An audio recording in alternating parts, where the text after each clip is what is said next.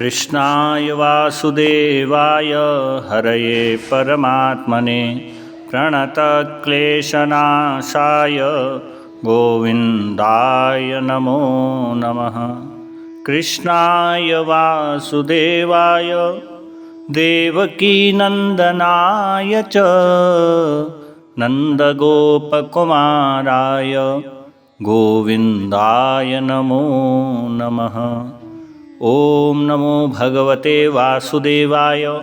श्रीमद्भागवते पंचमस्कन्धे अथ द्वितीयोऽध्यायः। श्रीशुक उवाच एवं पितरिसंप्रवृत्ते तदनुशासने वर्तमान आग्निद्रो जम्बूद्वीपौकशः प्रजा औरसवद्धर्मावीक्ष्यमाणः पर्यगोपायत्।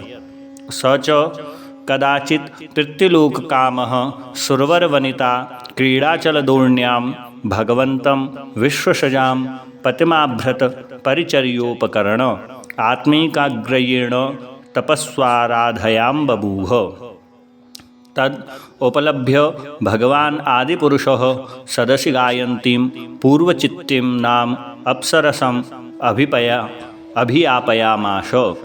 सा च तदाश्रमोपवन मतिरमणीयं विविध निविड विटिप विटप निकर संश्लिष्ट पुरट लता रूढस्थलविहंगम मिथुनैः प्रोच्यमान श्रुतिभिः प्रतिबोध्यमान सलिल कुक्कुट कारण्य वकल हंसादिभिर्विचित्रम् उपकूजितामल जलाशय कमलाकर मुपबभ्राम।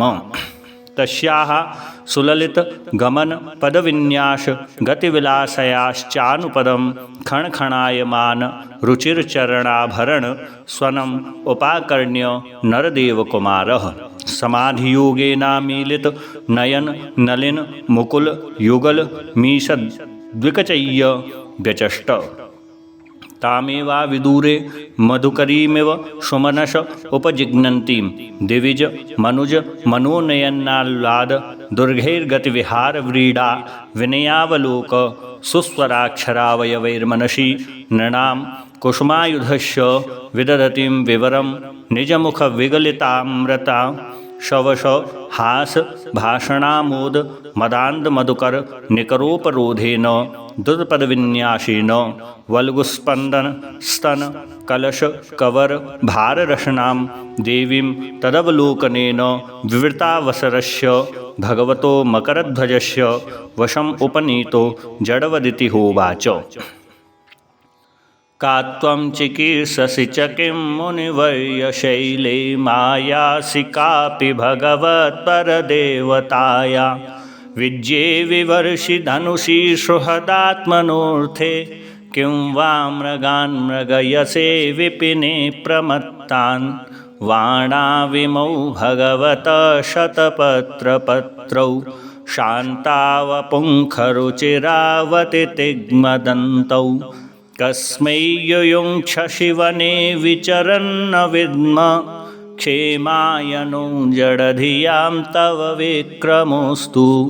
शिष्या इमे भगवतः परितः पठन्ति गायन्ति सामसरहस्रमजस्रमीशं युष्मत्सिका विलुलिता सुमनोभिवृष्टि सर्वे भजन्त्रिषिगणा इव वेदशाखा वाचं परं चरणपञ्जरितित्तिरीणां ब्रह्मन्नरूपमुखरां शृण्वाम तुभ्यं लब्धा कदम्बरुचिरङ्कविटङ्कबिम्बे यश्यामलातपरिधि क्व च वल्कलं ते किं सम्भ्रतं रुचिरयोर्द्विजशृङ्गयोस्ते मध्ये क्रशो वहसि यत्र दृशिश्रिता मे पङ्कोरुणशुरभिरात्मविषाण ईदृग्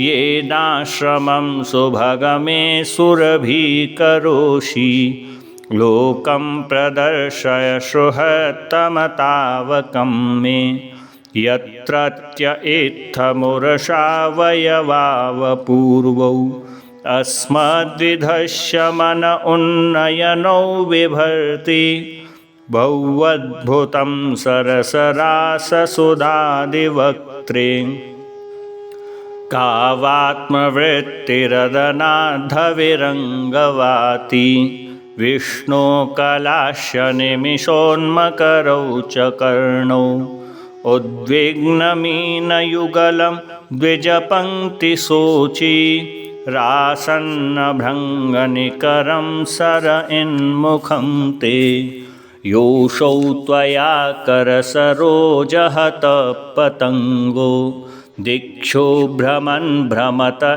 जयते क्षिणी मे मुक्तं न ते स्मरसि वक्रजटावरूथं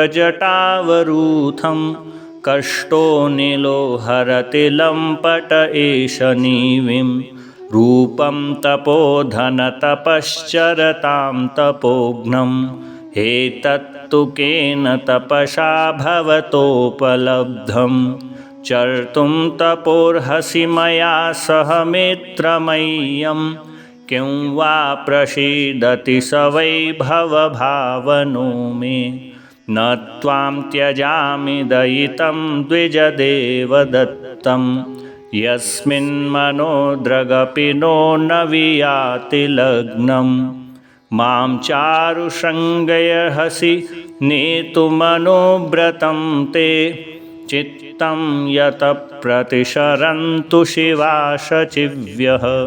श्रीशुक उवाच इति ललनानुनयाति विशारदो ग्राम्यवेदग्ध्या परिभाषया तां विबुधवधूं विबुधमतिरधिशभाजयामास। सा च ततस्तस्य वीरयूथपतेर्बुद्धिशीलरूपवयः श्रियौदार्येण पराक्षिप्तमनसास्तेन सहायुतायुत परिवत्सरोपलक्षणं कालं जम्बूद्वीपपतिना भौमस्वर्गभोगान् बुभुजे। यस्यामुहवा आत्मजान् स राजवर आग्निद्रो नाभिकिं पुरुष हरिवर्ष ऐलाव्रत रम्यक हिरण्मय कुरुभद्राश्व केतुमाल संज्ञान नवपुत्रान् अजनयत्। सा सुत्वाथ सुतान् नवान् अनुवत्सरं ग्रह एवापहाय पूर्वचित्तिर्भूय एवायं देवम् उपतस्थे। आग्निध्रसुतास्ते मातुरनुग्रहाद् औत्पत्तिकेनैव संहनन् बलोपेताः पित्रा विवक्ता आत्मतुल्यनामानि यथाभागं जम्बूद्वीपवर्षाणि बुभुजुः। आग्निद्रो राजा तृप्तः कामान् अप्सरस मेवानुदिनम् अधिमन्यमानस्तस्याः सलोकतां श्रुतिभिरवारुन्ध यत्र पितरो मादयन्ते। संपरेते पितरी नवभ्रातरो मेरु द्रुहित मेरुदेवीं प्रतिरूपां उग्रदृष्टिं लतां रम्यां श्यामां नारीं भद्रां देववीतिम् इति संज्ञा नवोदवहन्। जय जय स्वस्ति श्रीमद्भागवते महापुराणे पारमहंस्यासहितायां पंचमस्कन्धे आग्नेयवर्णनं नाम द्वितीयोऽध्याय श्रीबालकृष्णचरणार्पणमस्तु। कृष्णाय वासुदेवाय हरये परमात्मने प्रणतक्लेशनाशाय गोविन्दाय नमो नमः। कृष्णाय वासुदेवाय देवकीनन्दनाय च नन्दगोपकुमाराय गोविन्दाय नमो नमः।